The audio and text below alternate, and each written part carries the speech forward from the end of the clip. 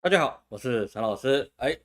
我回台湾了哈，所以说我们的预约哦，只说我只停一次的那个直播啊，变成录播。那录播我也准时放上去了，也没有迟到啊。这一次所有的流程都在掌握之中啊，很好很好很好。然后首先呢，我们去公布几件事情啊。第一件事情当然是我们的风水教学课程啊，已经开始了。那这个风水课程啊，很多人就说，哎，老师学这个有什么用？我告诉你，很多事情你就是先学了，那你后面怎么样把它变现，或者对你的人生，或者对你以后的兼职收入，或者你的改变你自己的家庭，有没有什么关系？我告诉你，你没有学过，你谈何能做什么呢？很多学习都这样，不论是你自己在上课学习，或是你成人之后你进社会之后的进修，你不要告诉我今天学这个有什么用，而是你学过没有？知识是要堆积，是要积累的。我举个很简单的例子啊，去年我们在公开我们的八字教学课程，各位，这一年的时间啊，我们的课程班里面已经淬炼出了几位的专职老师了。好，他们已经透过这个老师学这个技术啊，他们已经变成他们自己的职业。他就是说，他原来职业就换成他现在专职的命理师。但是我们有说好哈，我们通常是不会去讲，是说我们学的是哪些人。本来他们从原来的就是一般的打工的人，他们现在自己独立成为命理师，也都要受到他们自己的客户的喜爱。每个月啊，大概真的也接近6位数台币了啊，那个是有的。那也有一些的，你们的师哥师姐啊，他们有一些，他们也是做兼职，一年一个不是一年来说，一个月啊，你多个大概几千几万的台币的收入啊，额外收入是有的。所以说他们学之前，他们哪知道自己可以学成？你不知道啊，天知道地知道，我不知道，对不对？但是你学了之后，你就有机会可以学会。加上他们是很早期就报名的，所以他们的成本是非常非常的低的。别看老师现在卖3.6万啊，那他们之前刚进来的时候，那可是1.68万，他们现在光半个月的收入可能就已经赢过了。所以很多事情啊，不是说你一定要学这个算命啊，很多事情都是一样。老师跟你讲的事情就是学这个东西啊，一定要很多维度去学。老师也不是只会算命，我也会推拿，我也会有些其他的功夫在身上。是不是？那这个就是你多学习，什么时候用到你不知道，它能不能变现我也不知道。但是呢，触类旁通，当你懂一的时候，你后面2、3、4、5、6，你可能就可以学习速度比较快了。说知识是一个叠加的过程，而不是说你学这个一定是要为了什么。学习绝对不要以一定要做什么为前提，而是当你什么都不知道该做什么的时候，你就要拼命的去学习。这对你来说是一个很重要的一个事情，好吗？最重要那个要报名的朋友。记得早点报名啊！这个世界变化太快了，学习也要时间，不是你今天报名之后，然后呢，我课程教完之后，你就突然什么都懂了，那你还需要时间去堆积、积累、实习，这都是要的。就算是你们师兄师姐也是一样，他不是说我师资班上完课，隔天他就开始发财，没有，他是慢慢去从这个地方去实习，知道哪里有问题，跟老师讨论，然后呢，慢慢从他的实习过程中，可能到半年之后，他就突然知道说这个行业怎么做了，他的客人就会开始稳定了。很多事情都必须要透过开始，你才有办法是说你的结果在哪里。你不要什么都没开始，好像不见兔子不撒鹰，是不是？这个讲法真的是不好。老师以前也是这样想，就说我要确定我可以得到什么，我再去学，不要浪费时间嘛。时间花到刀口上，金钱花到刀口上，我都没钱了，我当然要很谨慎。没有，我发现了，得到吃了几次鳖之后，我才知道学习呢是要一直不断的去努力的去堆建，你才会有。那第二件事情就是我们的元成功带看元成功是带你去看，而不是带你去看哈，代替你去看，而不是带你去看，我不是房中业者哈，我没办法带你自己去看你自己的元成功，这我做不到。通常是老师代替你去看，但所有预约元成功的，我统一这边回复很多朋友已经预约了哈，那就是说我一定要跟你面谈，无论你在哪里，你只要有网络的，你就可以用网络来面谈。你在台湾，即使你坐了我隔壁，你也可以选择网络跟我对谈。比如说你是用那个 Google Meeting，或者是你用微信的视频，我一定要见到你，你一定要见到我，不可以开美颜，我要看到你这个人。那我们谈过之后，我们才能够开始说帮你带看这个元成功的业务。那是不是一定能够看成？这个也有一些朋友在问了，说他们命格特殊，不只是一个，有很多个朋友都在讲，是说，他这个老人家说过，他这个东西啊是六阳纯阳之命啊，不容易看。我说我哪知道啊，对不对？你要得看过才知道，反正我们没先收钱嘛，是不是？确定可以看了，那我们才会收钱嘛，对不对？这个都是很正常的事情。再就是说老师的所有预约我们的过去所有预约方式是填表单，那这个弊病很多那这次老师在出差的时间呢，我们很努力的，我们改善了这个问题。也就是说现在你在我们统一的一个预约系统，那我们在下面的说明页已经有了哈。你只要能够挂上号的，你只要能够排上队的，那么代表老师那时候一定是有空的你只要挂上号，那我们这边就会收到。那个时候不会有人跟你抢，也不存在老师在不在的问题，就是你只要挂上号，时间到了，你发讯息给我，我们就可以开始了，就这么简单，好不好？我们老师是采取去购买那个什么医院挂号系统，把它稍微微调一下。所以是说啊，你只要看到要有时间，你想问什么，无论是元辰宫，无论是八字，无论是占卜，都可以。你只要挂账号，那时间就是你的，那我们就可以开始了，好吗？好，那废话不多说，我们直接开始我们今天的主题的这个节目的主题哈。首先呢，当然很多朋友今天跟老师谈一件事情是什么呢？美国开始进行了内战。美国怎么会内战呢？是有的哈，因为我们的伟大的川普总统啊，他派2000个国民兵啊，跑到了我们的洛杉矶还有其他地方啊，进行了一些武力的突袭啊行动。那有人说是镇压，这个也是有的。那这个最主要其实不是说以国民兵为首的力量哈，跟很多人传的消息传错的。它是主要是以那个美国的移民署跟海关执法局啊，它叫 ICE， 就是冰淇淋那个 ICE 哦。他在洛杉矶开始进行了去逮捕这些非法移民，逮捕非法移民，任何国家都可以做，那没有什么问题，凭什么要反抗呢？重点是啊，这些逮捕的人呢、他本身没有这个法院的授权，也没有正式的公文，他没有任何的前提条件之下，他就直接把你抓起来，然后带走。那据传说啊，这个就是小道消息，是美国的小报啊，包含一些社论里面传出来的消息啊。他就是说，那个白宫方面有在传说，他们一天要抓到2000到3000人，那这个东西当然就引发了这个百姓的惶恐跟不安。所以说，在执法过程之中啊，这个当地的那个执法人员啊，不要说执法了，他们是有算是执法单位嘛，但是他们没有前提条件，他们没有调查令、搜捕令或是逮捕令都没有。我去就是觉得我就知道你是非法移民，我就直接带走当街掳人，这也不能算。这个美国的法律是比较复杂的基本上那他们的法律应该是你要有前提的这些文件，你才能够去抓这些非法移民，不然非法移民在你前面翻跟斗跳舞，你也不能抓他有些州是这样的，但是有些在美国的朋友也跟老师讲，这个是不合适的。那也有人说这个每个州方法不一样。那刚好老师最近洛杉矶的客人不在线上我也没法联络到他，所以说我就不知道洛杉矶那个当地的法律是怎么样的。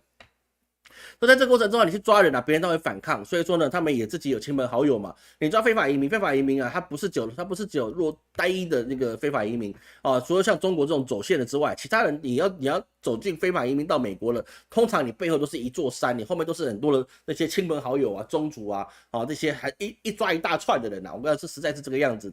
在所有世界移民之中那个就只有什么呢？就只有香港移民跟你的中国移民跟台湾移民这种比较偏汉人的族群都是背骨仔的多为什么呢？就是觉得是说，只要白大人说的都是对的，黑大人说的也是对的，你只要是黄种人，你说的一定是错的，你就应该让给这些有色百姓。这个可能是该怎么讲呢？应该算是鸦片战争留下来的阴影吧，就好像是说你皮肤只要白，皮肤只要黑，你就是比我们还伟大。这个状况其实说真的，在汉人族群里面真的是一拉一狗票。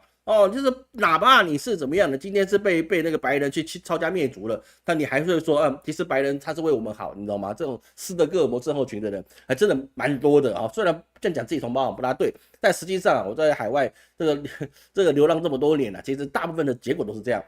自己宗族的人都可以背弃，然后为了那些所谓的白大人，都是会这样子的。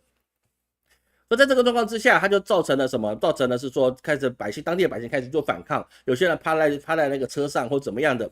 所以在这个执法人员跟这些百姓之间就进行了，比如说催泪瓦斯啦，或者是抗议者丢石块丢水或是驾车去大家互撞或者焚烧垃圾这个其实在我们之前所看到的那个黑人命也是命那个类似也是差不多的造成了这些变化。而这个事情那比较有意思的地方就是在于是说，它是授权了国民警卫队让这个允许总统在去国内暴乱时阻碍法律执行的时候可以部署军队。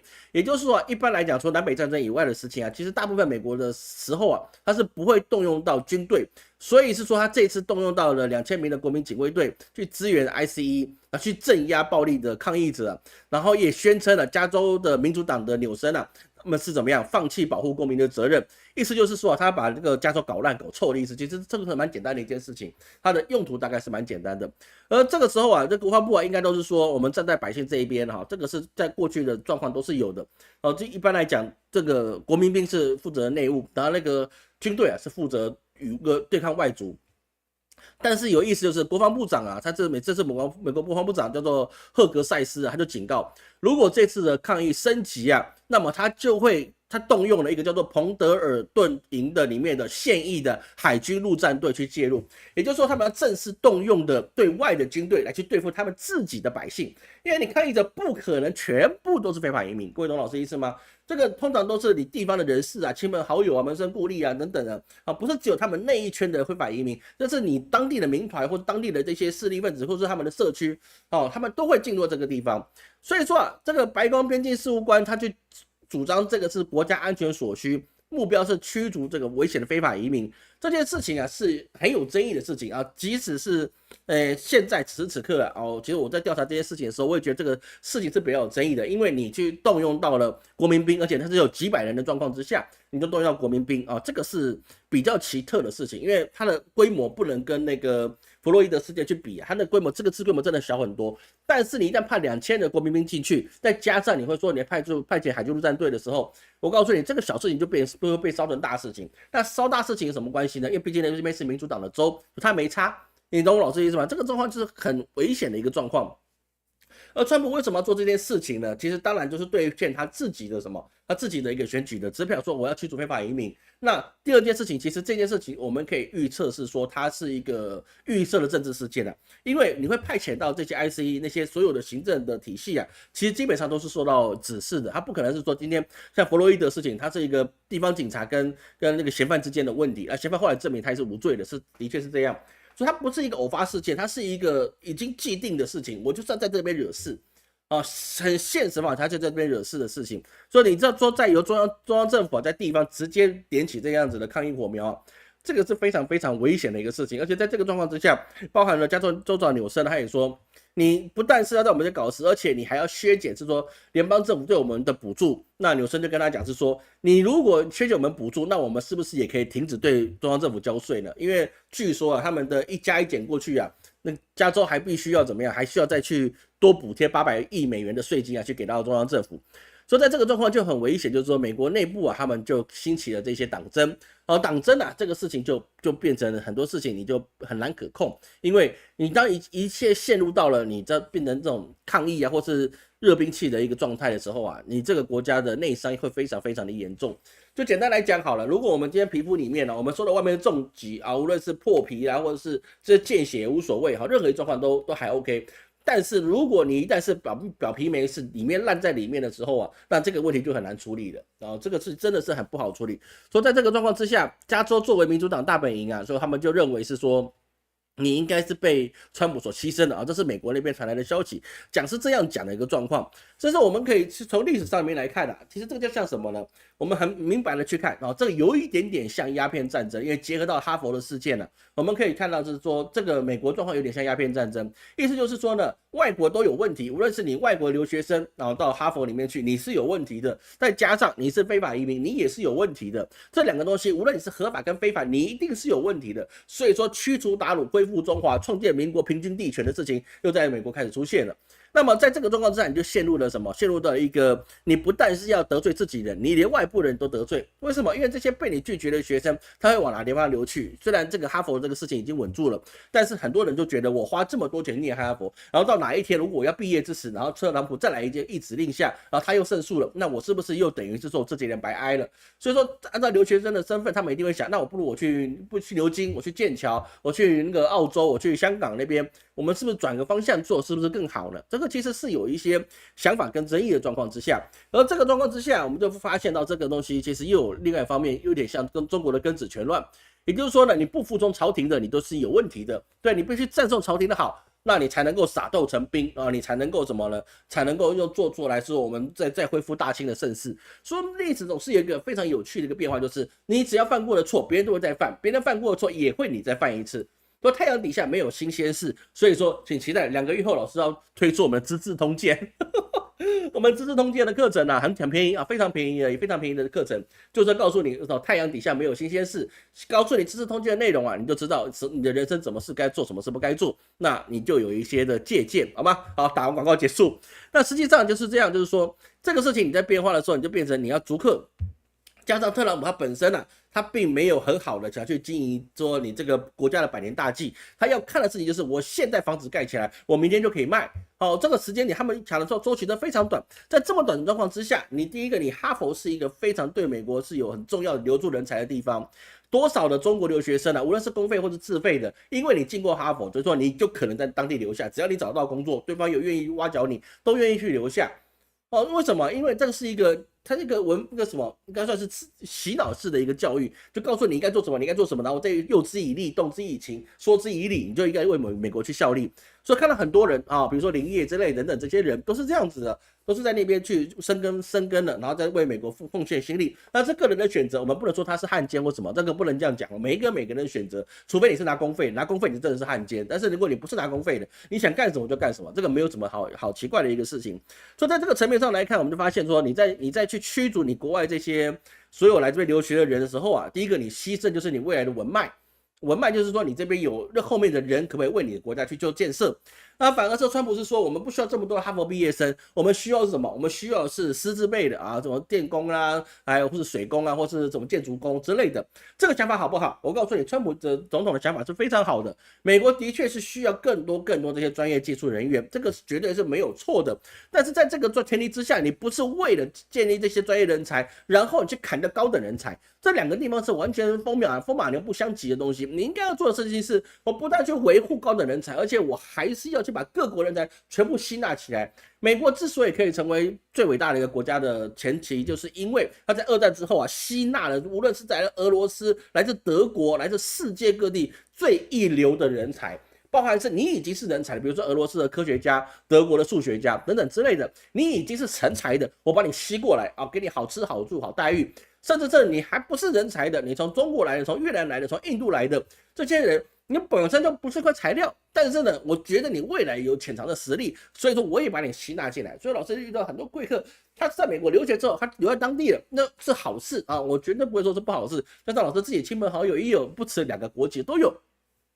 这是没有问题的，但是你政府就是应该留住这些的人才，因为他们会为你美国效命。那你要说去做那个所谓的那个全球去征税，那你才有前提嘛，对不对？加上你有美国国籍很多事情就卡在这边。比如说之前币安的总裁就这样，是不是？你猪要养肥了才能杀嘛，你还没养肥的时间，你连养都不养，你以后怎么杀猪呢？你没猪杀，对不对？不行的，总要有养猪养牛的一个过程。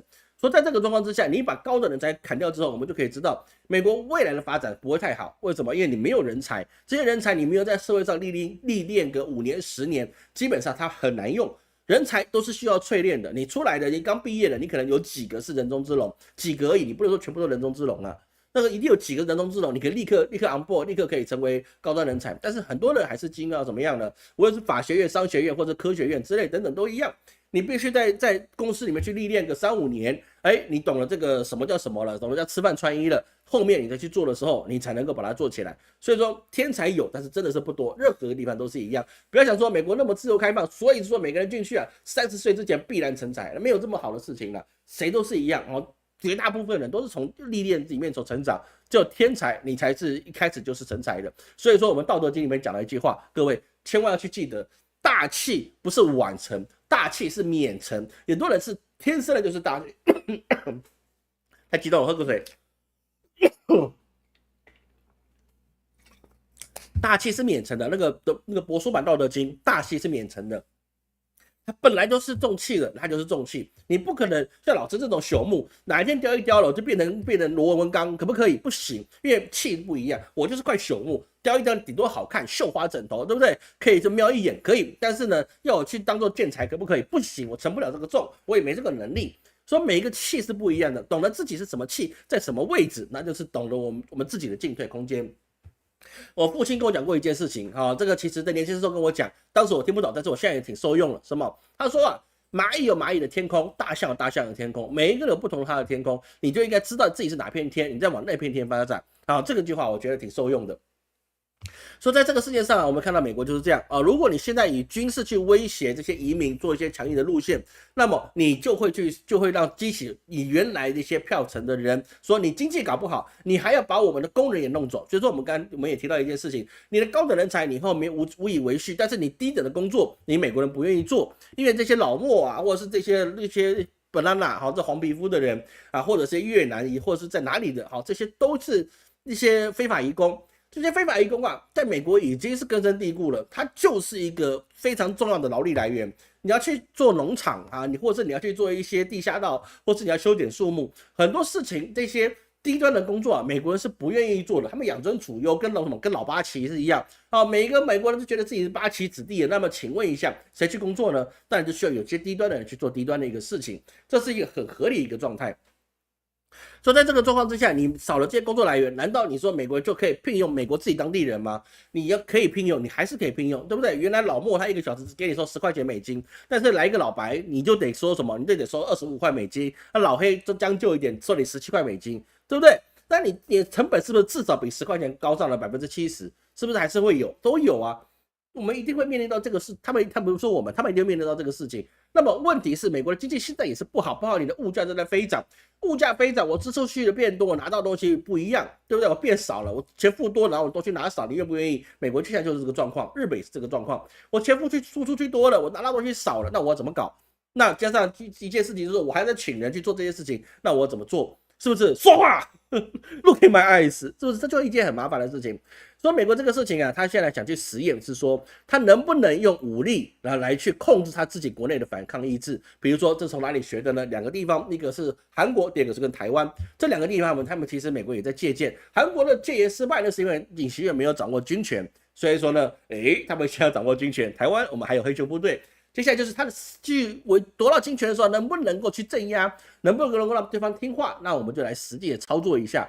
所以这个都事情啊，其实我们台湾朋友你自己要小心一点啊。像我是不一样，我绝对是拥护我们的政府，绝对是支持我们党的领导人，支持他是我们台湾支持他，就绝对为我们的民主自由而奋战的，这我就没事，对不对？那其他人，如果你们在妨碍我们伟大领导人、党的领导人、民主的英雄，对不对？这个人你就有问题了，好不好？那记得要跟老师同一战线，我们要支持我们党的领导人，这才是对的。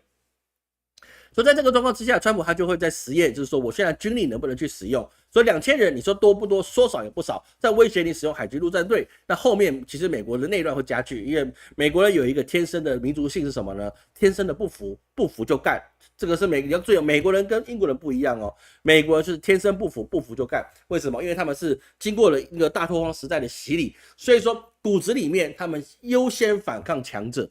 心态上，他优先反抗强者，所以你说要警察去查路边那些人的那个身份证 ID， 对吧？你说你没这个权利，为什么？因为警察你是有权利的，反抗权利者的是必然第一个要务。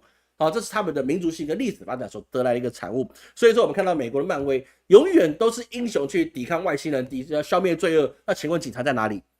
对不对？说话，警察在哪里？没有警察。所以我们看到所有的英雄主义里面的电影里面，你们发现一件事情吗？没有警察。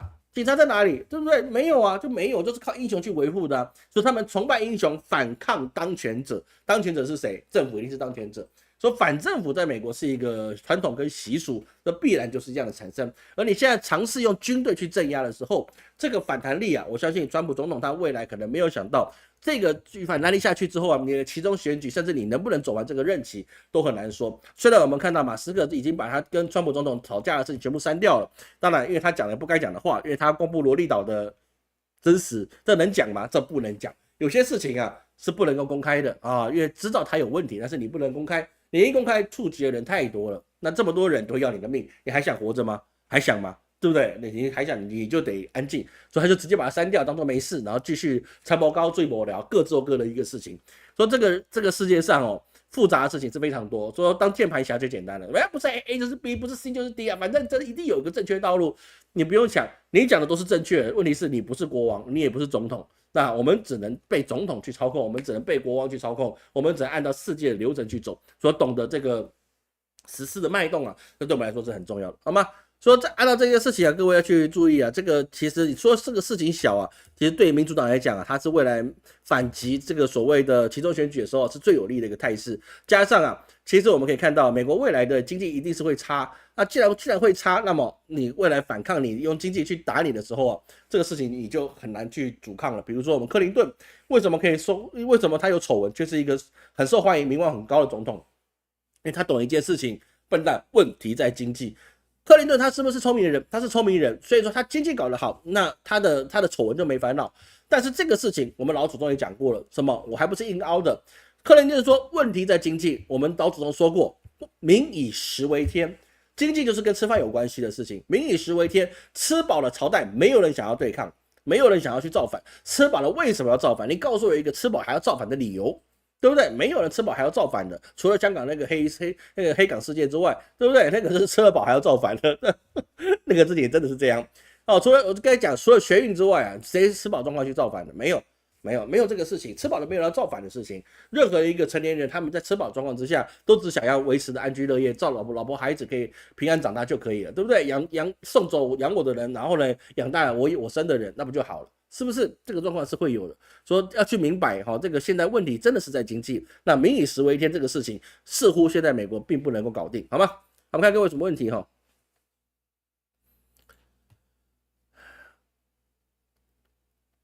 没有动静，什么没动静？什么没动静？别吓我了，好不好？老师说，7月之前看不清的乌云团还在吗？靠近我们很近了，但是我还不知道它里面有什么。但是呢，基本上各位还是小心一点啊，好不好？还是小心一点。很靠近我们了，在眼前的我也看不到了，太近了，好，那太近了，好吗？因为算马斯克的八字嘛，我们可以看看，好吗？马斯克的八字可以看看。之前我就是没有看马斯克八字，我不知道他有没有影响力哦，这个可以看看。大秦帝国觉得建筑各说没有错哈，这个非常智慧的回答哈，的确是这样。大器晚成，大器免成哦，事实上是大器免成啊，不是大器晚成哦。那至于是不是用写错字哦，我觉得这不大会是这样哦，说真的不大会是这样，因为。闽南语朗诵，你把中国想小了哈。那个闽南语但那个时代，我们还是蛮荒之地哈。我你知道到江东蜀辈之后啊，那我们才能够是说我们算是有开化的文明。在那个时代，老子那个时代啊，基本上他没有所谓的闽南语在流行啊。那我们那个是烟瘴之地啊，蚊虫之属啊，没有所谓的文化了，好吗？哦，清德宗，宇宙的伟人。哦，黑港这一次极端世界就是在做操控的那个。不管好不好，这个已经证实的确是如但是我们没办法评价，我们看结果，我们人生看结果嘛，这个才是要有，好吗？好，那我们继续下去哈，我们继续谈我们事情哈。好，那我们接下来看呢，我们最主要是一看就是刚才讲到美国的一个政治啊，是一个非常危险的。我们接下来看经济。经济啊，在6月3号的时候，我们的伟大的特朗普总统啊，他进口管理税从25%提高到50%，这个我们之前所讲过这件事情，而且并且在前几天6月4日就生效。那这个事情啊，当然一定会造成什么呢？各位，你要去想到这个管理关税的问题的时候啊，你首先要想的就是影响美国百姓什么？你可能会去想是说这个是跟汽车是有关系的，因为汽车嘛用钢铝是用最多的。第二个，你可以想到跟建筑是有关系的，因为这个建筑里面需要有一些金属的五金啊，有些钢筋、大楼、水泥。一定是用到的，对不对？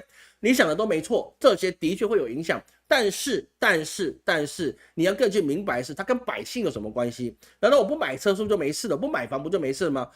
不全然是，因为为什么？因为美国它是一个吃素食食品非常盛行的国家，意思就是他们的罐头跟饮料。非常仰赖这一些钢铝进口的东西，因为他们金属包装食品就是需要用到这些的材料，所以说它的罐头变贵，这是难以去抑制的事情。所以说，无论是他们要吃的牛肉罐头、蔬菜罐头，任何一切都可以罐头化的文化来看。那么他们所面对到的这些保久食品的涨价，那就很重要的。而各位要去知道一件事情，美国很多物价之前可以维持那么便宜，很多的关键是建立在他们有超高的这种长期食物保存的技术能力。他们不像我们做腊肉或是什么东西的去做，他们用的是罐头。罐头啊，真的是一个非常划时代，而且非常能够造福人类的一个技术。所以说，无论是在2战啊，或在任何时候啊，罐头在人类的历史上面啊，是一个非常重要的角色。而罐头目前大部分还是用金属去做啊，第一个便宜，第二个是说你回收也容易。那像玻璃啊就比较麻烦，但是玻璃是可以回收了。但是很多状况来讲，能够用金属包装的，当然用金属包装；你用铁包装的不一定这么不一定用玻璃包装就不一定是好的。所以说，在这个状况会产生。而这个状况之下，它也会影响到第二个东西，就是食品。食品不是只有罐头而已，它还有什么呢？还有你的一些堆高机或是农机啊，比如说你耕耘机啊，或是你采割机，这些东西所用到的一些耗材，你要去重新的去替换它，它也都是钢铝相关的产业。这些东西跟百姓就是息息相关的。各位你要去知道，农机啊，就是这些农业用的机具啊，它的价格是非常的艾斯奔瑟夫 expensive。非常非常的昂贵的。这么昂贵的东西啊，你做替换的时候，当然也是很贵哦。老师有些贵客啊，他们就是专门做这些农业方面的，他曾经跟老师谈过这件事情，我之前也跟各位分享过，对不对？中国的农机就是不如美国的农机，这是事实。中国东西很容易坏，但是呢，中国坏5台。才抵你美国1台，所以说呢，很多人开始慢慢的去，只要能够使用国产，他们就使用国产。原因就是呢，美国太贵，而且你原物材料去替换的时候也没那么快，从有些东西从美国寄过去中国，你才能够替换。加上现在好像在制裁中国，说这个农机具也没那么方便，所以他们很多都用国产的，就是因为坏5台等于顶你1台，那我不如坏5台好了。在这个状况之下，我们就发现是说，它的农机跟堆高机这些耗材，它也会变得高价。那既然是高价，那我当然是要做生意嘛，我们当然是将本求利，我本变高了，我的售价是要变高，这是合法合理的事情，没有什么太大的问题。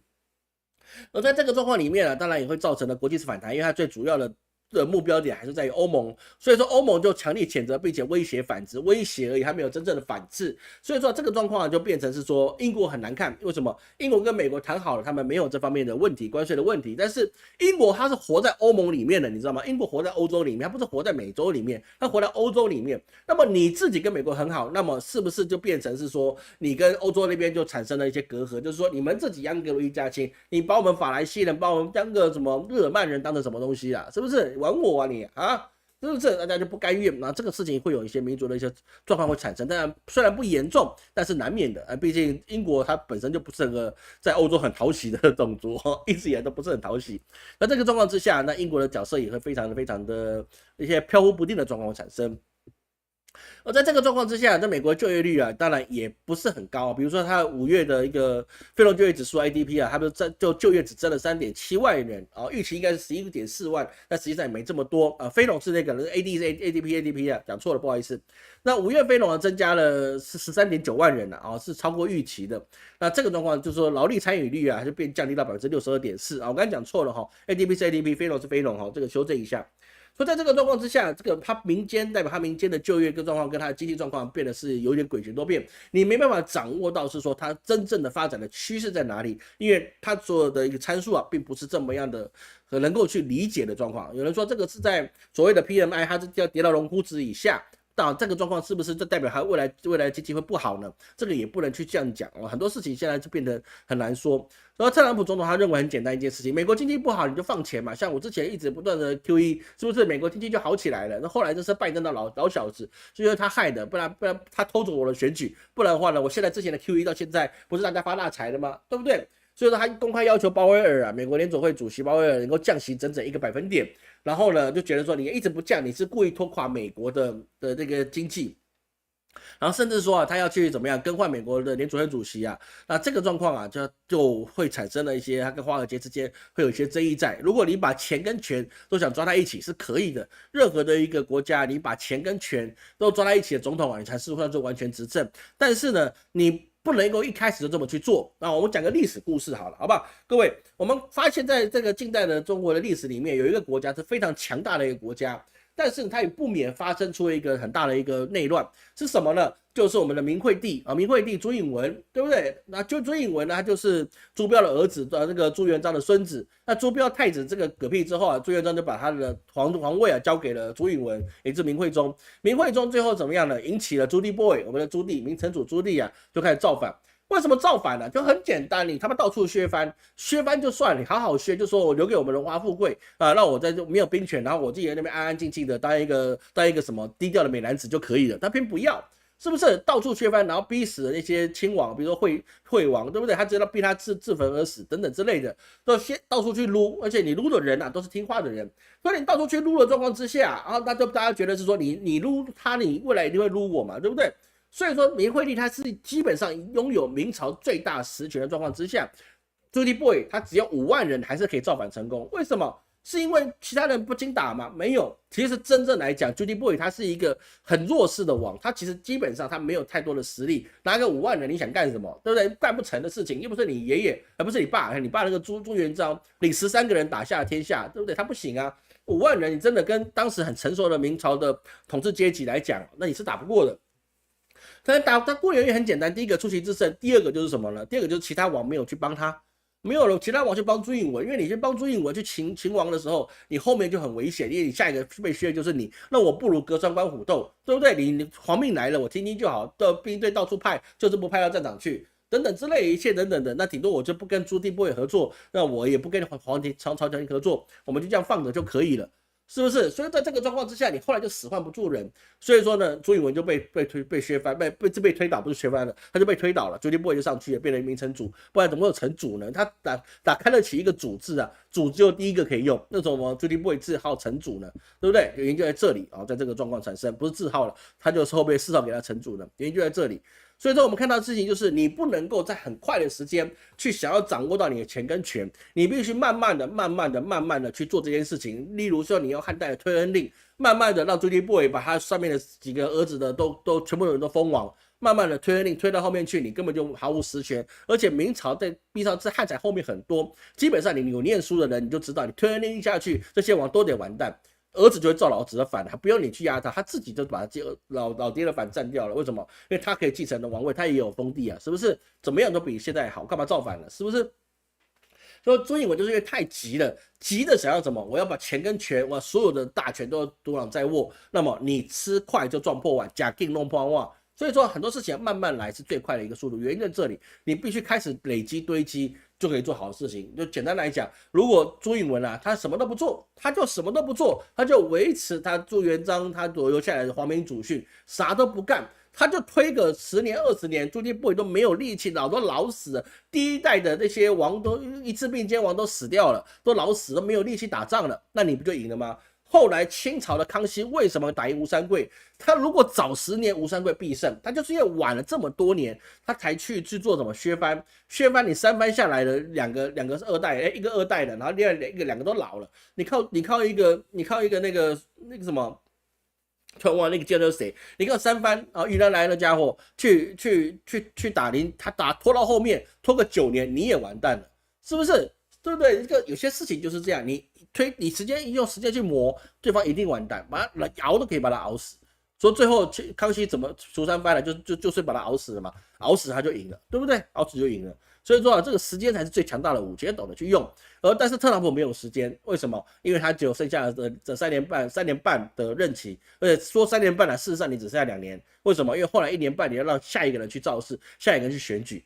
对不对？你只剩下2年的时间，他就没有时间去做。但是你半年之间就想做这件事也太早了。你说1年后再做这件事情，可能还比较行。你半年真的太早。那这个状况，你要想要去掌控这些事情啊，你会造成很多人的反弹。好，这个是比较不合适的一个状况。所以说，现在里面的包含了经济的矛盾，就包含跟鲍威尔之间啊，你联准会之间的不好。第二个就是你的所谓的这个大峨眉的法案也会产生的问题。这大峨眉法案为什么会有问题？我们上周有讲过这件事情，就是因为你什么都减了，感觉好像什么都减，大家负担可以变轻了，但是你没有替代性的收入来源，所以说你的后面的一个支出还会变更高。那你支出变高有什么问题呢？我们再切都可以的嘛。讲是这样讲，但是你现在并不能够做无止境的举债，因为你只要做出无止境的举债这样子的法案通过之后，那美债就没人要买了，那反而是不美的。所以说你还是必须去跟参众两院去协谈，然后就让这个美债给提高上限。提高上限也没有什么问题啊，像这个月他们就到期了，但是就是我们之前说过，这个月肯定没有问题，因为什么？因为他一定有办法再去借新还旧，这是必然的事情。但是问题就是在于美国的支出啊，那是有限的，所以说你借进来的钱呢、啊，你要付过去的利息、付过去的本金之外，你还会排挤到你什么2大一个区块。第一个是教育，你会排挤掉了，所以教育的预算你一定得要缩减，那没办法，因为你没办法没有钱去做这件事情了。说无论是哈佛还是哪个地方啊，那个就可以说我削减给你们的一些补助，削减补助呢是他把钱挪到其他地方去，并不是说这个钱真的省下来了。那第二个事情是什么呢？国防。你国防你也会被排挤到你的一个预算支出。现在美国现在的国防按照他们 GDP 3.5%，这是目前为止是这样。但是实际上你未来如果你要还债的东西变多了，你给军队的预算是不是变少了？军队预算就算不变少，我们就算增加给它多一点，维持它一定的比例，但是你的物价上涨了，各位，物价上涨不是只会影响到老百姓啊。你包含这些军工产业，它是不是也会有成本上涨的问题啊？因为你的百姓的薪资要提高，但那些里面的专业人士、工程师或是这些打铁的，你是不是也得给他提高工资？那必然需要提高的。你提高工资，那你是不是你成本也上升？所以说，即使是美国继续排一样的一个预算给这些军工厂，但是他们的成本也上升，他们一定要卖比较贵，不然他们没有办法生存。卖比较贵，那美国你要有钱买。那如果美国的钱给你一样的钱，但是你买不到一样的东西，那你是不是会影响到你后面战争的推进？比如说你的弹药的维护啊，或是你的新战机的研发，你是不是就得缓着来？这是不是一个很合理的一个事情？那的确，事实上也是如此。所以是说，在这个状况之下，美国它的对内呢太急躁，导致的是说你没有办法让你自己的内循环可以顺利。他们现在应该做的事情就还是一个啊，其实如果按照公正的立场来讲啊。其实美国现在应该走的是大开放时代，就是说我尽量的去免税，我让大家所有人都来我们跟美国做生意，然后百姓可以买到很便宜的东西，超级便宜的东西，对不对？那美国百姓是不是生活体感上升了？那很便宜的东西的状况之下，那你赚美元的人变多了，那我美债是不是要你买一下？你就得买一下，因为你们家的人赚这么多美元，那你政府是不是多买一天美债给你压仓，对不对？你有美债压仓了，那以后你这样做生意是不是你才好？那大家手上持有的美债跟美元变多了，大家都想赚美国钱了，那美国也买到便宜东西了，那是不是你以后发行美债，大家愿意去买？那你美元的普及率会更加的稳固，你人民币或是欧元或者英镑想要去篡取这个市场就没有这么容易，那你要再去制裁谁，是不是更加的容易了？对不对？因为大家唯有使用你的美元跟美债，大家才会希望你好。这个所谓的这些造反英雄啊，他们都是一件事情，就是我这个造反英雄，就是因为我给大家所有小弟都有吃香喝辣。不要说吃香喝辣了，你跟着我，跟我做绅士，我保证你今天3个便当都有，就有人跟他走了。各位不要想说怎么会这么夸张，即使是现在这个时代哦。现在这些时代，你那些所谓的一些什么那个金发少年啊，或者8+9，很多人他们互喷一卖出去，那是因为他今天没饭吃，所以你只要跟这个老大，你给他有饭吃，我告诉你，他就对你死心塌地，因为我今天有饭吃，什么鬼火少年都一样。对不对？他们都愿意去做，为什么呢？因为我可以当我鬼火少年，然后我有饭吃，而且你又不骂我，那是不是挺好的？你不要逼我做什么事情，要跟你去摇旗呐喊，对不对？那我就有饭吃，饭吃了以后，他只要就有饭吃就可以的事情哦。我告诉你，别以为出去混社会那么简单，很多孩子他们是在饥饿边缘去维持的，所以说很多人比较瘦，其实真的是吃不饱饭。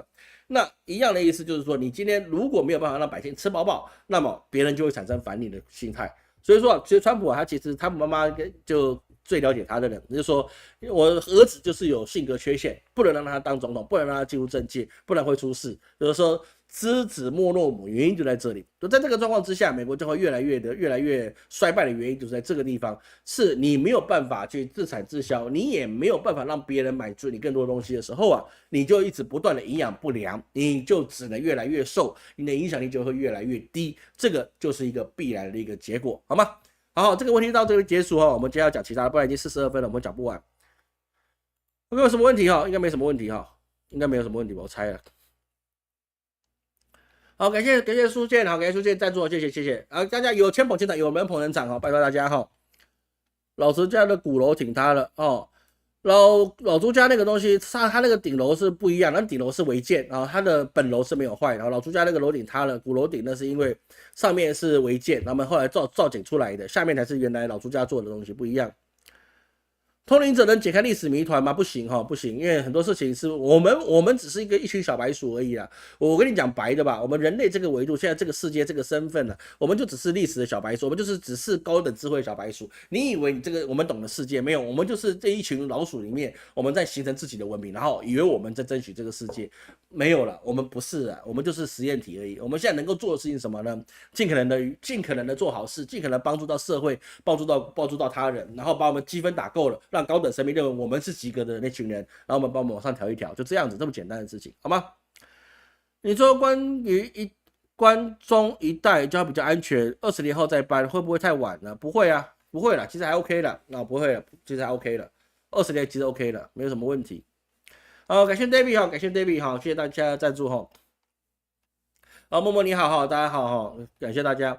好，那把柄是流放所，的确是这样哈，我们是流放所。各位不要想哦，这个蜀汉多浪漫，对不对？那个什么，那个曹魏多气节，哦，那个什么叫什么东吴多什么多鼠辈，对不起哈，我们都是鼠辈，我们大部分都鼠辈，对不对？临广地区、台湾这些都是鼠辈，我们是鼠辈的后代。就像有人看那个段子很好笑，就说：“哎呀，被流放到灵骨塔好可怜啊！”哎，不对，我家在灵骨塔。一样哦，苦寒之地啊。其实闽南呐、或者广东以前就真的就是流放之地啊，就是去那边就是让你去死的，好惨，怎么讲都觉得好惨。明明不是这样啊，不过想到我们蟑螂那么大只哦，可能大家可能祖先也觉得来不如去死好了，不然蟑螂这么大，吓死人了。好了，我继续下去哈。哦，那接下来我们看到中国哦，讲到美国必然讲到中国，这是必然的事情，因为就之前呢，美国在4月说对华关税提高125%的极限施压，这个有没有成功？当然是没有成功的一个事情。但是现在问题就在于，中国一直去推动了所谓的稀土，还有一些原物料的限制啊，导致现在美国跟其他国家你的取得这些稀土是非常非常困难的。而很多人说，那稀土东西啊，中国占80%是没有错，但是其他国家难道不能生产吗？这个我们其实也讲过，其他国家是可以生产稀土的，但是生产出来的稀土啊，并不能用到真正的高精尖的产业，比如说军事或是一些比较高等的设备、精密设备，它是需要是非常纯粹的这些稀土元素。那其实说其他一般的哦，那你是可以用一些比较提炼出来没有那么好的稀土元素，那是可以用就可以的。但是呢，你如果是要高精尖的东西啊，你是必须要非常非常纯的原料，好，那是必然的一个事情。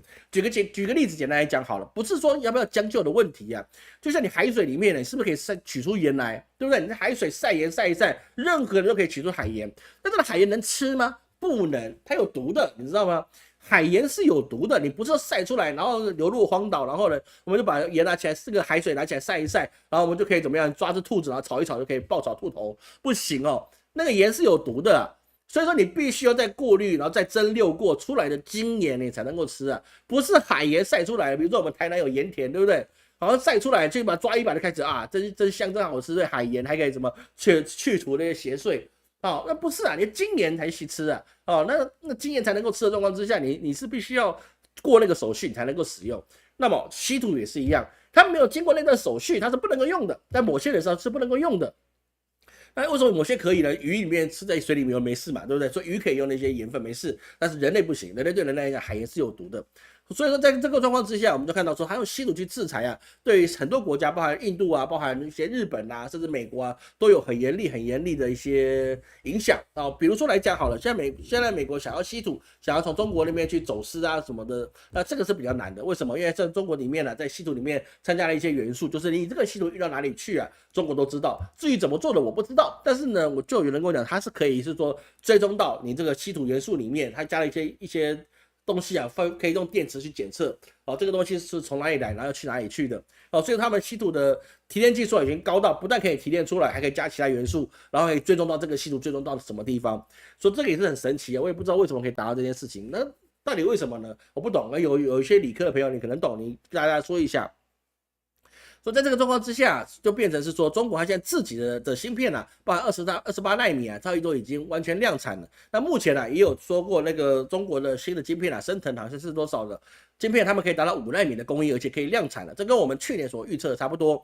我们去年看到华为它那个5奈米的手机之后啊，我们后面也认为是说前年的5奈米的一个芯片之后，我们也认为是说2、3年之内啊，中国自己量产5奈米，相信不是什么问题。那目前我们看到中国现在已经号称他们自己可以5奈米量产了。各位要知道一件事情，5奈米如果可以量产，那3奈米跟4奈米就可能已经在路上，不会太远，就是在你量产能不能达到一件事情。所以现在目前为止啊，通过这些已经有了这些晶片的供应啊，那中国的 AI 的事业将会发展的更快。各位你不要小看这个 AI 的事情啊，我讲一个很简单的事情。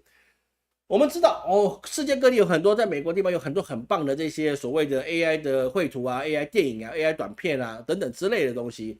各位你要去知道，很多东西中国现在做的真的是有够好的。比如说，我们就拿豆包来讲好了，豆包这个东西啊，其实任何人都可以用，而且还是免费的。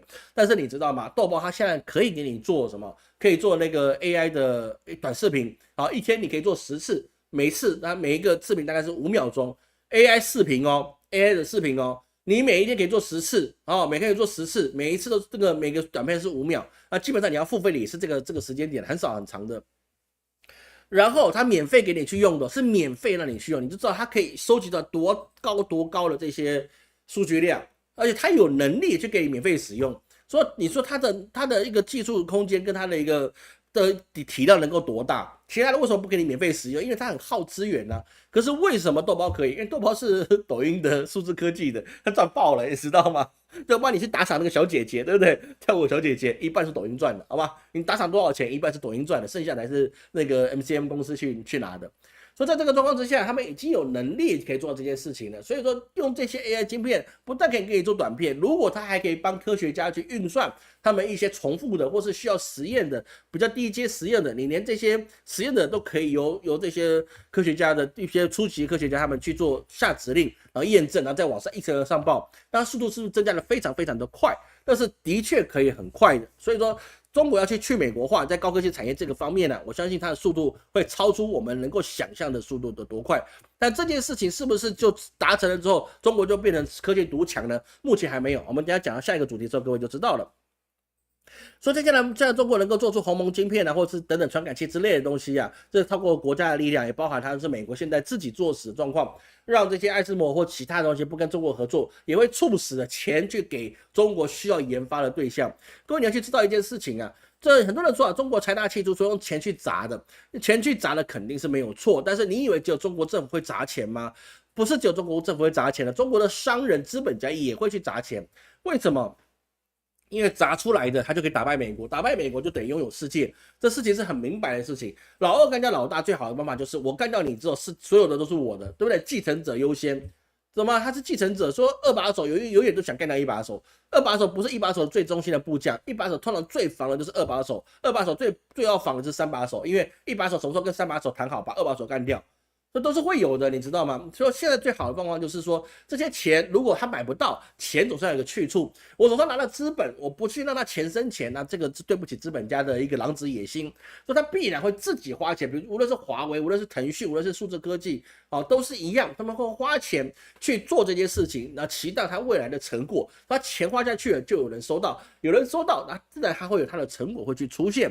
所以说，在台湾呢，我们看到很多有趣的、有大地颜色的朋友都在说，中国都是首颗晶片。的确，中国有没有这段历史是有的，造假嘛？对，首颗晶片，拿那个所谓的西门子的晶片，说是他们自己研发的，还获得什么公开褒奖啊，这个什么成功人士啊，这段黑历史有没有？当然是有的。我们不能把个案当成通例，所以这个污名，这个黑历史出来，这一定是有，我们不用否认它的一个事实，对不对？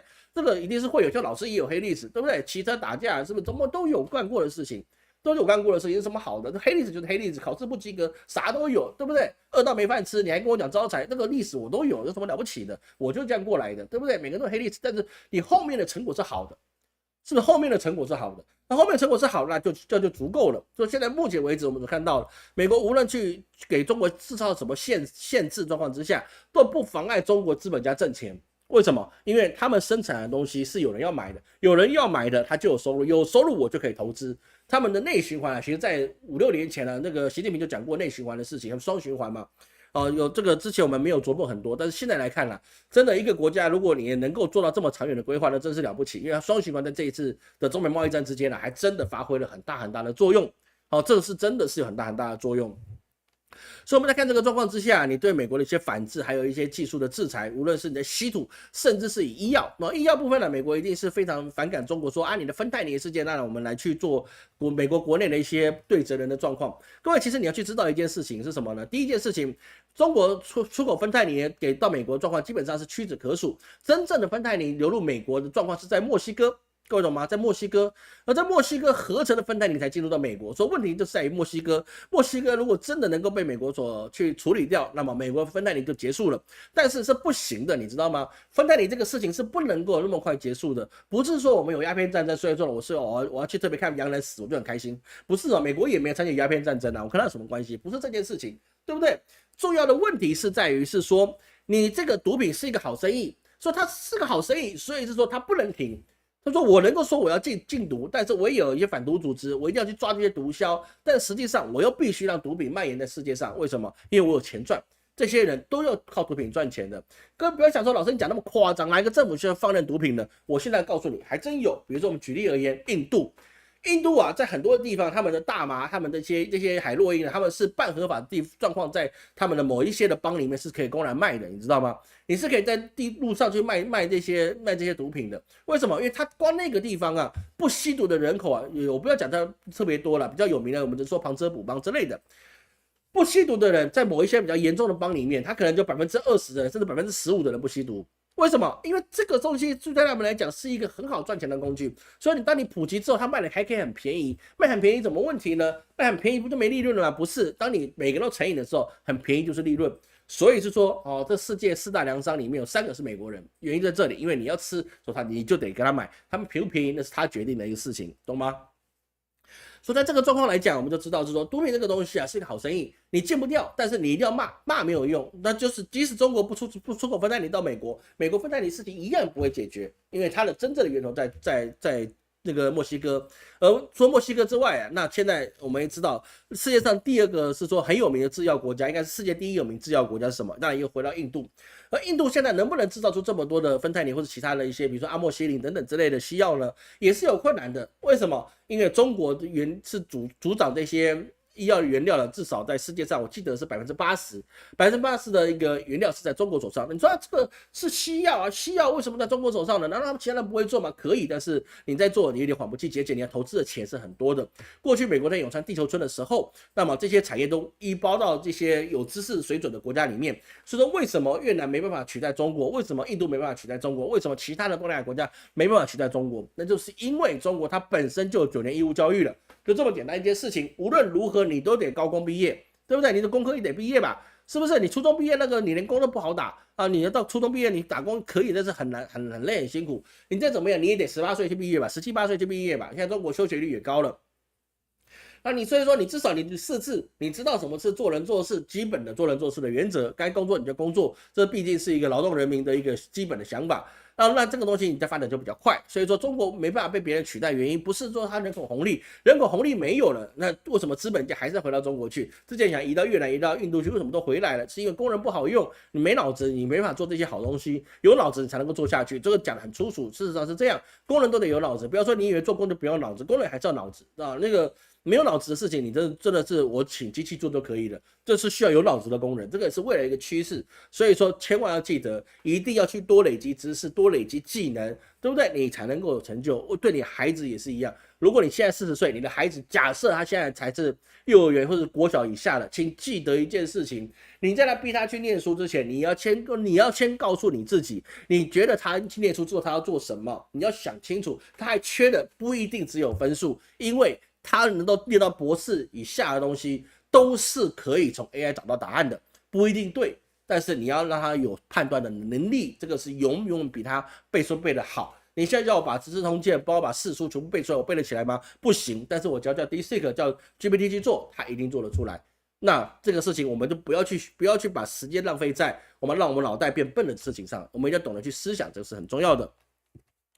所以在这个状况之下，说中国的科技进步那么快，那是不是就可以独霸天下了？是没有的。为什么？因为包含我们讲到日本这个事情，我们现在直接讲下去哈。日本这个事情就是一个很重要的关键的。为什么？因为日本它本身啊，它对高科技来讲，它现在掌握度还是非常非常的高啊。比如说我们之前有些粉丝朋友跟老师讲过，日本它还是很强大的啊。比如说简单一点，你光刻机用到的光刻胶是哪里来的？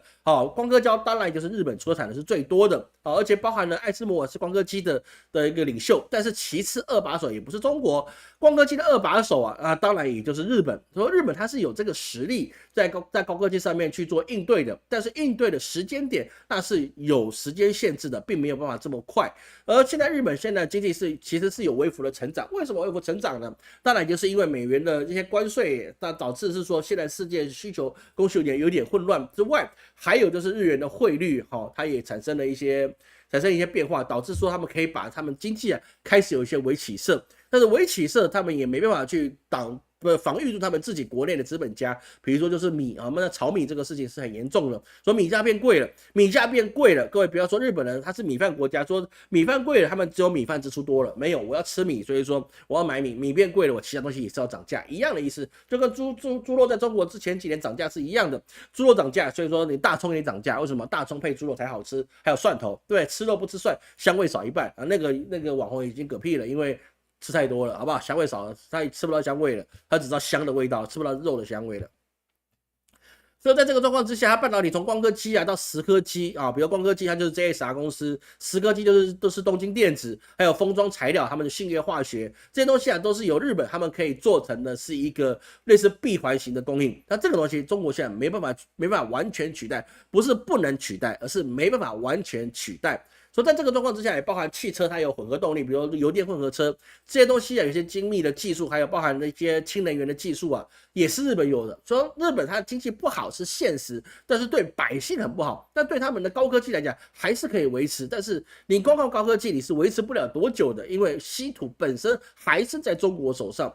说到这个状况之下，也包含是说日本也被美国去限制，不能大卖这些尼康或者是那些其他的光刻机去给中国，那么他们的利润当然也就会受到影响。而且现在日本也不得不怎么样，也不能说不得不了，他们也是可能也做得很开心吧。2025年，他也进一步管制，将42家中国实体实业列入黑名单，限制他们的先进光刻机的出口，就是7奈米以下制成的设备。所以你看他们这些所谓的老一代光刻机虽然可以进到中国，但是中国也不见得会需要。所以在这个状况之下，我们要去知道是说他们的很多事情他们还是有拿出这个底气。但是还是一句话，高科技那是高端人士去做的，你一般的贩夫走卒、拉面师傅、寿司师傅，对不对？还有你和果子师傅，是不是他们是没有办法享受到这个红利的？完全没有办法。哪怕你是什么旅游景点什么地方的百姓，他就是已经被米价逼到了万物皆涨的时候，你即使日本有这么强大的，比如说无论是机器人工艺，或者是这些高科技半导体非常的强大，但它也不足以让日本的经济，尤其是庶民经济获得很好的提升。这个东西真的是各位要看清楚，不要只看数据说日本的确很强，对，没有错，它强的地方肯定是有，但是问题是，它这个强只能让一部分人强，你撑不起百姓的经济，你没有办法解决其他的问题，那么你这个强就变成单一企业强，比如三菱重工尼康之类等等的，他们可以很强，那一群可以很强，但是还是一句话，日本的社会形态并不是靠半导体或者这些产业所扶持的。台湾可能是，就是说台湾日子过得好吗？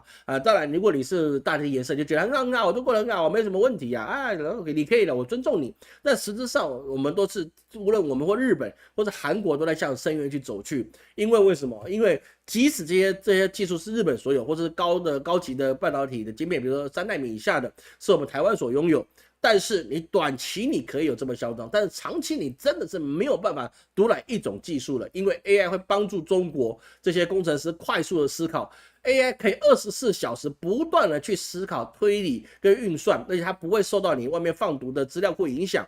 各位知道模型这个东西它不是只有像我们得到的这些公开的模型在使用而已。我们看到 AI 最近的思考，有些人很混乱、很飘，越问它越胡说八道，那是因为它是公开模型，你可以喂毒给它。那你坚持错误了给他就认为你错误是对的，那是可以的。但是我们在所知道的这些大模型，他们是可以内建在他们自己企业里面的。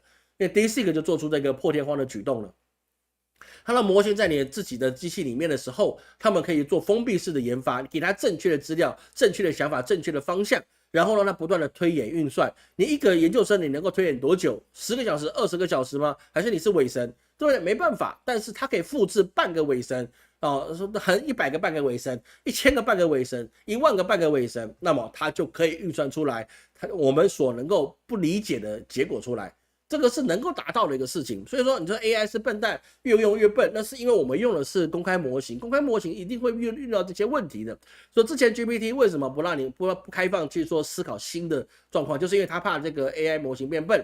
他就避免别人喂毒给他，所以一开始 GPT 是3.5的时候，他就很聪明，可以克服大部分的所有的高考题目，甚至是律师考试都没问题。但一旦开放到4.0、4O 的时候，他这些回答率正确率下降了。为什么？会公开模型它一定会被人家喂毒。到现在，如果你又可以网页思考，那么又会出现更多的错误。但是这不妨碍到那些高精尖的产业，他们自己思考。所以在这个状况之下，目前中国下面自己的预测来讲，他们是2030年可以实现28奈米的全链条国产化。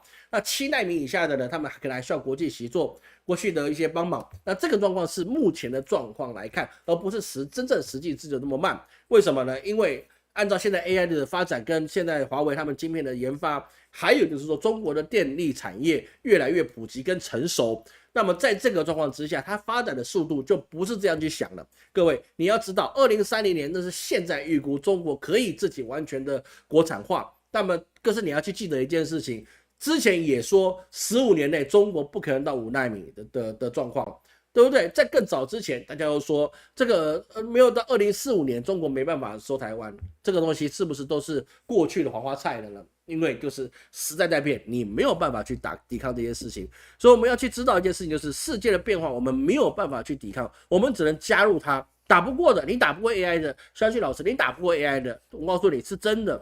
你要不被打败，你就只能加入它，你必须学会去使用它，习惯它的存在。无论你是做各行各业，你必须习惯这个 AI 的存在，这对你来说才是真正所需要的。如果真不用 AI，报老师的课嘛，对不对？学习我的技术，对你未来也是会有帮助的，好吗？好，最后一个部分是我们要讲到那个俄罗斯的事情，我跟大家多借10分钟的事情，10分钟的时间呢，我们把俄罗斯的事情给讲完啊，不然的话，这个会跳过就跳过了。那我明天也不见得有时间讲，因为我们接下来的元神宫还有其他咨询是排比较满啊，因为新业务嘛，大家比较有兴趣，之后可能也比较空了，一窝蜂嘛。好，那我们讲一下俄罗斯哈，俄罗斯这个事情啊，大家可以知道是说，最近那个乌克兰不是回击了俄罗斯吗？然后造成的是说俄罗斯现在又全面的反击乌克兰。这个其实当时没有跟各位直接去开短视频去讲这件事情。其实我大概也发现，你乌克兰无论你去怎么炸掉俄罗斯这件事情啊，最后你一定被报复的，因为两个体量不能同日而语啊，不能同日而语，所以你被报复这是正常的一个事情。但是这里面我们凸显2个方向去看。第一个事情是俄罗斯现在打了那么多年仗，他自己真的受得了吗？其实我们可以看到一个 GDP 的在俄罗斯 GDP 一个报告，它在2022年的时候，它 GDP 总量是2.22万亿，也就是所谓的2.22兆美元哦，那是以现价来看，所以它这2022年它就已经下降2.1%了，跟2021年比起来已经下降2.1%了。为什么？因为它当时的卢布被制裁，被踢出 SWIFT， 还有各项的能源那些所有东西被限制住，它没有办法。而在2023年，它的 GDP 一样持续下降，但是呢，它到了2.02兆美元啊，这个状况还是下降的。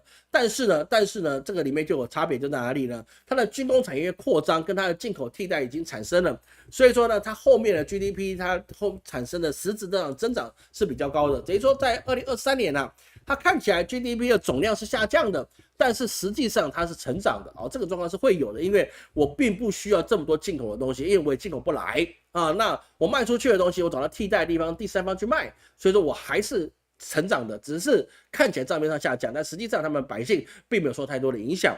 那到了2024年呢，怎么样呢？反过来创历史新高了，它 GDP 总量达到了2.24兆美元，之前在2022年是2.22兆。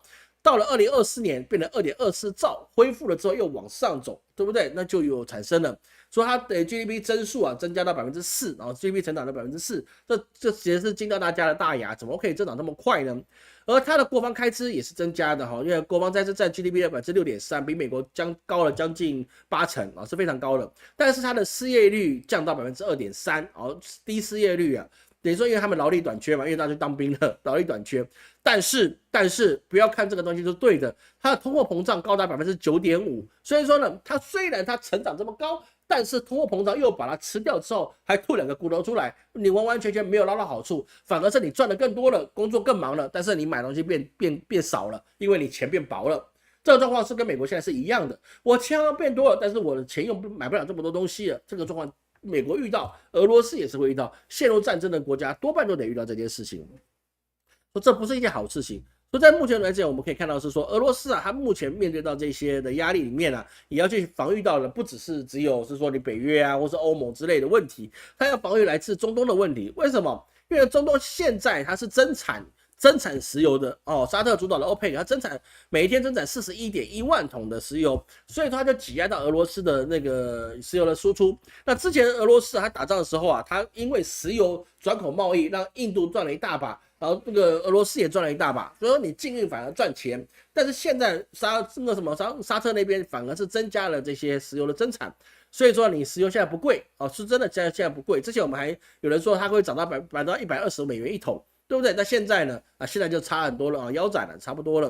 所以在这个状况之下，其实俄罗斯的经济并不好，因为它只是靠军工产业还有它的一些让利所得来的这些收入，比如是说它对中国的或是对其他地方的天然气、石油啊，它是打个7折啊，去卖给人家的。所以在这个状况之下，我们就说俄罗斯现在能够撑多久，其实是还可以撑一段时间，这没有什么问题。但对他们自己的国家里面啊，就会产生了一些经济上的无以为继的状况。所以在遇到这个状况的时候呢，我们就发现一件事情啊，发现一件事情。第一个就是老师之前在预测什么呢？预测就是说你在5月谈好的东西啊，6月你肯定就翻脸了。所以说6月我们看翻脸了嘛，5月好像大家都可以谈，现在都翻脸了，加沙地区也翻脸了，对不对？那个乌克兰战争也翻脸，大家都翻脸了，没有一件好事情可以产生。那这个事情是第一个。第二个就是说，我们看到了7月之后的世界局势会变得很糟糕。那我们首先要去理解的意思就是说，俄罗斯他自己也没办法撑太久。为什么？因为他自己本身的通货膨胀问题实在太高了。那你过去的模式已经不行了，现在就有2个方法能够解决他的问题。第一个就是立刻结束战争，对不对？你得到他想要。第二个就是美国崩溃。美国崩溃的话，他的 SWIFT 也没有用了，那大家重新去跟俄罗斯谈生意，那这个事情就不一样了。但是呢，这里面有一个变数，什么变数？德国，因为德国他要介入到这个乌克兰战争，所以就变成是说，德国可能是不是又来一个落榜美术生要去做什么事情，大家也不知道。所以现在整个状况，世界局势啊，我们看起来好像是可以运作，但实际上啊，各地的本身的一些战争的战场上面的维系啊，已经有点强弩之末。那这个强弩之末状况之下，那大家就想玩票大的，赶快结束是对大家最好。但是怎么赶快结束？赶快结束对我有没有利？那这也是一件问题，也包含了台海之间也是一样。各位，你去想一件事情，现在美国里面下一任总统的竞选组在民主党里面，大家都想一定是加州州长纽森，因为他每一天几乎都在跟川普对着干。因为他也想当明日之星嘛，对不对？他想跟川普对着干。接下来未来的川普，你无论你推谁出来，马斯克都不一定会支持你。那么这个状况，你又损失一点钱，这样经济又不好。说现在目前为止，你说共和党下一任总统是谁？那川普一定说是我自己，我要连任，那想尽办法连任，不然推什么我女儿啊、我女婿啊，一定是裙带关系。但美国百姓会不会买单呢？被骗一次可以，被骗第二次那就有问题了，这比较难的一个状况。所以有人说啊，我预测到说那个川普的女儿啊，她会成为伊万卡。他会变成美国的总统，这不可能啊！我现在告诉你不可能，想都不用想，我不用等下次了。我这次跟你讲，伊万卡是不可能当总统的，办不到啊，那个是玩玩的啊，那个是不可能的事情，想都不要想，你不要拿那个什么辛普森家庭的事情跟我谈，没有用啊！我说不是就不是，会不会改？应该是不会啊，因为我还没看到伊万卡的盘，但是我看川普的盘没有办法继续下去啊！说他没办法继续下去，别人怎么继续下去了，对不对？所以在这个状况之下，我们看到俄罗斯现在其实真的是强弩之末。包含了以色列也是强弩之末，因为加沙地区有一半是在以色列控制之下，他们已经开始做移民去屯垦了。这个事情啊，你会让世界产生一个非常不好的一个生态，因为它并没有真正实质拥有权，加上其他有些国家也开始支持巴勒斯坦建国。那么在这个模式之下，他一定想要孤注一掷。孤注一掷不是只有一个人会有的状况，当你强弩之末或是穷途末路的时候，很多人也会孤注一掷。包含什么地方呢？包含我们可以看到刘邦也是孤注一掷所出来的，朱元璋也是孤注一掷出来的，还有那个什么那个唐什么那个什么叫什么名字？玄武门之变的家伙，他也是孤注一掷出来的，对不对？所有一次，包括吴三桂，想起来还吴三桂，他也是孤注一掷下来的。人到一定阶段，他就想孤注一掷，而现在的状况就有可能7月的时候，不知道哪一个人抽了风，孤注一掷，那我们就可以完蛋了。那最后我们这个直播差不多结束了哈，那我最后跟各位讲一件事情，就是说。很多人就担心7月会不会有大地震，会有什么问题哦？其实这个东西啊，我不能说完全没有这个事啊，因为我事实上这次我去深圳了10几天回来啊，我会发现一件事情，我在深圳其实听到的耳鸣的状况是降低的。我去深圳去了香港，这2个地方耳鸣是降低的，但是回来台湾耳鸣又变高了，那是不是代表台湾会有问题呢？没有，这个不能这样讲，因为这个什么原因我不知道。但是我觉得大家还是要做防震防灾的一个准备，那是比较好的。至于是不是7月5号，我不知道。我觉得不大可能啊！我说真的，我不相信龙数量了。我说真的，他假设把自己想他的漫画把他吹得多邪乎，老高讲什么我不管了。但是目前为止，我没有想到是说龙数那个预言会应验啊！我目前是没有这样子的感觉，因为我不觉得他可以讲对了。那个阿兰德那个不用讲了，14错，然后你们还相信他，我也不知道为什么。好吧，所以说各位的防灾啊，你要去做啊，地震险啊、意外险啊，无论是要台风来了，你的台风险、洪水险，怎么该买的买一买，真的不贵，但是有买有保佑嘛，好吧，这种是这样的。好，那我们今天直播差不多到这边为止，看各位有什么问题哦。稀土来自于铝矿共生，中国廉价的电解铝这也是一个要素哦，李世民了，对，李世民了。哎，还有曾辉，你帮我的注解啊，不然的话有时候我真的是脑袋讲一讲就真的忘记了，好吗？好，来1把手、2把手、3把手，就是张艺谋的摇啊摇摇到外婆桥，这有点像什么？就像那个什么，就像那个叫什么名字啊？大哥永远是对的那个，好不好？那大概同名一状啊，那个其实演的就是这样，一把手防2把手，联合3把手，对不对？这个是正常的一个状况。中国现在是2把手，那当然就是大家准备觊觎大位的一个事情，好吧？好，我们直播到这边了。那接下来我们还是说，我们下礼拜我们老师会比较忙在于元成功的带看，然后你还没有你想要试看看电生带看的。哦，那还是一样啊，你预约不用付钱，好吧？预约元成功带看是不用付钱，你面谈过，我觉得可以啊，也成立了这个状况，那我们在那个小时之间，我们来帮你看一看怎么样去解决这个问题，那是 OK 的，好，那是 OK 的。那你现在我们的预约系统，包含你要去占卜啊、算命啊，或者是元成功的。我们的一个预约表下面呢，都会有这个挂号系统。你挂号系统只要挂到了，那就是老师有时间，那个时候我一定乖乖出现在你面前啊，那不用等我回复，只要你挂得到号，那我这边出现挂号了，我就排除万难的出现在你面前啊，这个是必要的，好不好？我们为了革新我们的预约的问题，导致大家不要说约了，然后没约成，然后你自己也有事情要忙，就很麻烦，那就不好了，好吗？有人说那个川普启动的原因是俄罗斯飞机备战嘛？那不是哈，那个不是那两回事哦。俄罗斯现在站在这个地方是钢索上，各位你要去想一件事情啊，俄罗斯势如破竹对中国不是好事，我们之前就讲过了，不要讲中俄之间是友好，那是现在打仗的时候哥俩好，但是历史上他们是世仇好吗？他们是世仇，没有哥俩好的状况，国际局势不要讲哥俩好，不可能的，绝对不可能的，好吗？然后最后啊，我们还是推销一下哈，我们的那个课程，我们的风水课程啊已经开始了，然后开始报名，那25号开课，那每个礼拜都会更新，那为什么不一次更新完了？其实我现在可以开了，那为什么呢？因为我要给你时间去画平面图啊，你的建筑平面图你要做出来啊，不要说讲你有手绘，你能够去户政事务所调到你自己房子的地形图，那最重要的，因为建筑师的图它是最准的，然后上面要标注东南西北。那你去帮别人看的时候，你也要叫你的客户画出平面图来，他提供你平面图。我是把大家你当成是你要当成一个风水师去培训的，我不是只是教完人就拍拍屁股，我是把你当成风水师去培训的。既然把你当成风水师去培训，你就要按照科学去辅助你的专业，因为即使你到现场，你拿那个什么红色的罗盘，它都会跑针。那跑针的时候，你要怎么去看？对不对？你一定要正确的去拿地形图去确定你的东南西北，你才能够知道你手上拿的罗盘是不是对的。你就是罗盘都是会跑针的，不要说不会，你买再贵的都会跑针。世界上你看不到的东西太多了。之前我客人也说啊，这个都不会的，不会什么问题，我们这边很干净。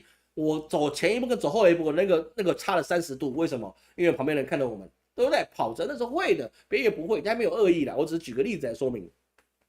所以在这个状况之下，你要这个建筑师的平面图啊，那个最好。你说你完全找不到，你用手绘，那你可以手绘，但是你错了，不要找我，因为我已经告诉你了，最正确就是拿平面图出来画示。你平面图画示是最准的事情啊，除非你真的是很古早的哦，那没办法，你就手绘吧啊，你就手绘吧，然后技术交给你，那你要跟客人服务的时候，记得就拿他的平面图出来。人不要太对你技术有自信。哪怕是老中医遇到不会的病，他还得翻书，翻书就是大事了。我们也是一样，你学会老师八字算命之后，我也要你用手机去算排出来，你不要自己去排那个流年什么运，你也不要自己查完年历看起来很专业，你会排错的。我就跟你讲会排错了。我直播我都有准备多久，我上场我连李世民是谁跟吴三桂是谁我都忘记，没有什么都会记得的。科技来去辅助我们，善用你的手机，善用你的工具，把它变成习惯。你就可以成为一方大师，因为工具的差别就取决于你能力的补强，这是一定有的，好吗？所以赶快报，现在加报比较便宜，6月25号开课之后我们会涨价，一定要涨价的，好吗？原成功一定要视频，一定要哦。如果你社恐你就不要报，我就这么简单，因为这个仪式是这个样子啊，我不像其他老师说，我只要听你的声音啊，然后就可以感应到你，然后看你八字感应到你，不行，我不行，你觉得别人行，你找别人去，我就跟你讲，我一定要看到你，而且也不能开美颜，所有的滤镜给我关掉，我看到你啊，我觉得可以，我们再继续下去。你说别人可以的，你找别人去，很多人天赋异禀的、神奇的、有神通力的，可以周游这个全世界的，还有就全能知全能的这些大师，很多了去，你找他，我技术就到这边，我的 level 就到这边，他们 level 这么高，我 level 就这么低啊，这么低的老师就只收6000块而已。不要想说6000块很贵，我告诉你，原神功在其他地方收很贵的，就有人给你看一天原神功，收的是1万多块人民币的，这多了去了。我收6000块，这是很便宜的，但是当然对别人我也是尽量收便宜一点了啊，你6000块已经是底价了，好吗？好，那没有什么事了，感谢各位今天收看了，下周我们会持续的更新哦，因为老师回来了，该更新会更新，好吗？我是陈老师，我们下次见。